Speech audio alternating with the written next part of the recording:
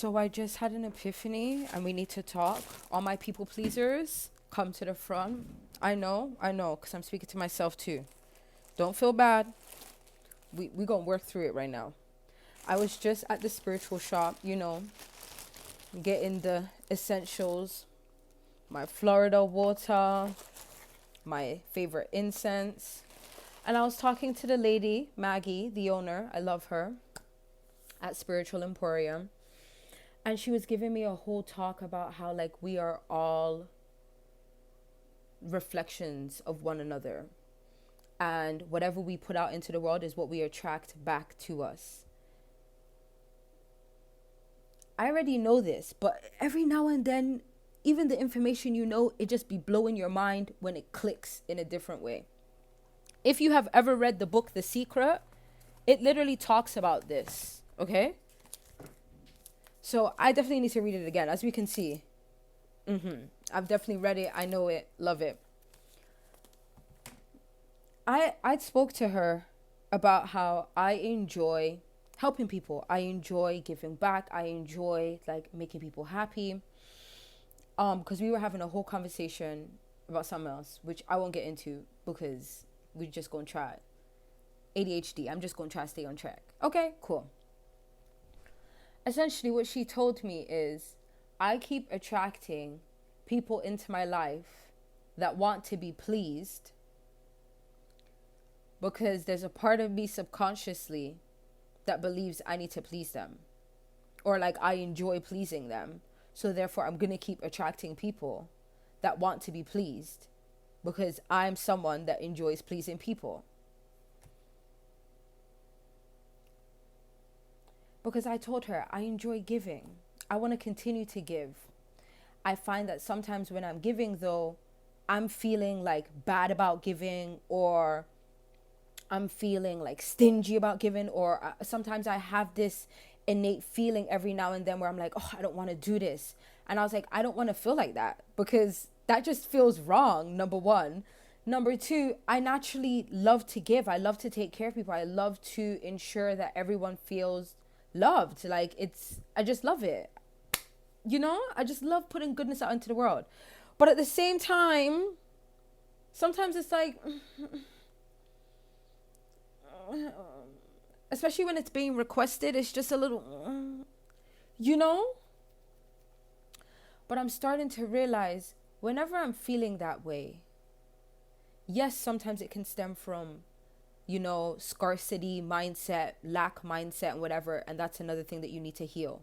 I've already been working on healing that. So that isn't it for me right now. So if you're aligning with me right now, you need to hear this whole thing. We're going to get there. But like, if you already feel like you're working on your scarcity and it's not only that, I need you to understand that it's just even clicking for me now. When you're having those feelings, it's because there's a part of yourself that is getting angry and frustrated. The anger is what protects you, that knows that you can't do this thing because we shouldn't have to self-sacrifice. That's what she was talking about too. She was talking about not having to self-sacrifice. Like you should be able to give, but not at the cost and expense of yourself, or not at the cost and expense of something that you need, whether it's your time, whether it's your money, whatever it is. You should be able to give, but not at the cost of yourself. When you're in an airplane and it's going down, they say, put your own mask on, then help somebody else. You got to make sure you're good before you can make sure anybody else is good. And I know that this is like basic knowledge, but at the same time, I don't know. For a lot of us that have grown up being people pleasers, because we gonna get there. We gonna get there because a part of being a people pleaser is also a little bit manipulative.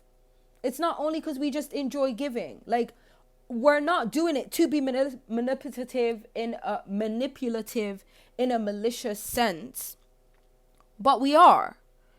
Because a lot of us people pleasers didn't get love when we were younger, or a lot of the love and attention that we got was conditional.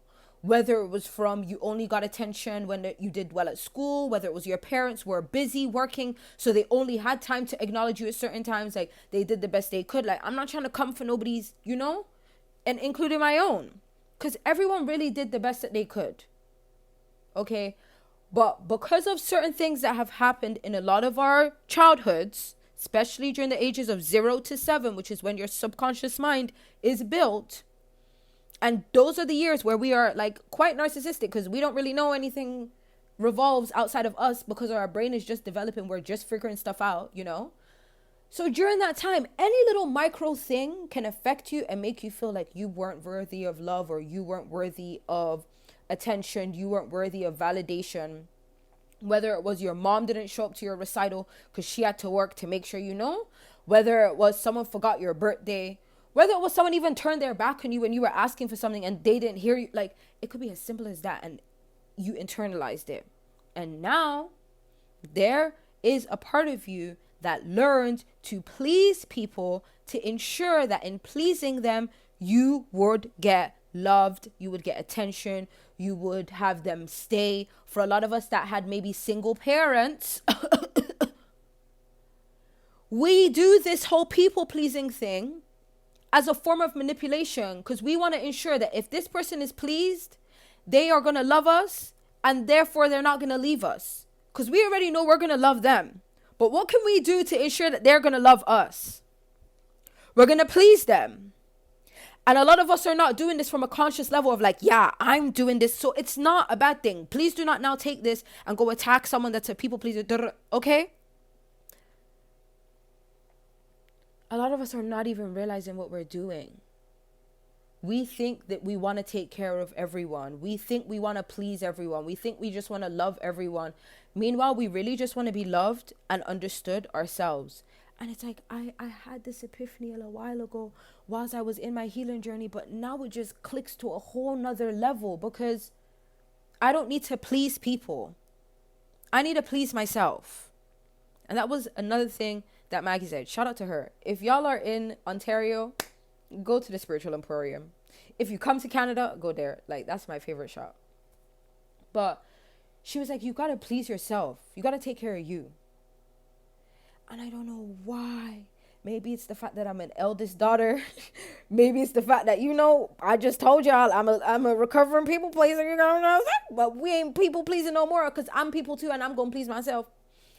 But like, that just seems so foreign and seems so mean because it's like, yeah, duh, I'm going to take care of me, but duh, I also got to take care of you. You know what I mean? Like, a matter of fact, no, like, I got to take care of you. I want to make sure you're good. I'll be good. I'll be fine. I want to make sure you're good. We're not doing that no more. I just got to make sure I'm good. And me making sure I'm good allows for people to make sure they're good. That doesn't mean you can't still show up for people. You can't help people. You know, still do that. But don't do it at a cost of you. And especially if you're a newly recovering people pleaser, it ain't going to be easy at first. So please, at first, just choose you. Don't even think about them. For now, we'll get there. But for now, you've already thought about them too much and you haven't thought about yourself enough. So for now, right now, I need you to just choose you. Today, what's going to make you happy? What's going to please you? And in pleasing yourself, you're going to attract more people to you that want to please you. And also, you're going to be able to please them too because it's just going to be reciprocal. Instead of attracting people to you that you continuously please them, but for some reason, they never please you. Or when they do, it's not the same degree. It's not reciprocal. It's not at it. Because there's a part of you that doesn't feel deserving. There's a part of you that doesn't feel worthy because of the trauma and stuff that you've been through in your life. There's a part of you that thinks you won't get it. And it's because you were never taught to give it to yourself. Because you were never given it. So you were never also taught or given an example of how to give it to yourself. So I'm here to remind you and I'm here to help you through. So follow me. We're going to do this together. Subscribe, you know. We're going to hold ourselves accountable and we're going to choose ourselves. Because we need to do this. And in choosing ourselves, we're going to be able to be our best self, to share and give our best self, and also have that mirrored back to us. And if anyone has a problem with you choosing with yourself right now, woo! That's not your problem. You see how I couldn't even say it? Because that's not your problem. Just give them a mirror and let them know to look at themselves. They need to choose themselves, just like you're choosing yourself. And you shouldn't feel bad about it. I love you and I hope this helps you. I'm your favorite girl, Sadicka. And I'm going to see you in the next one. I needed to hear this myself. So just know I'm not coming for you.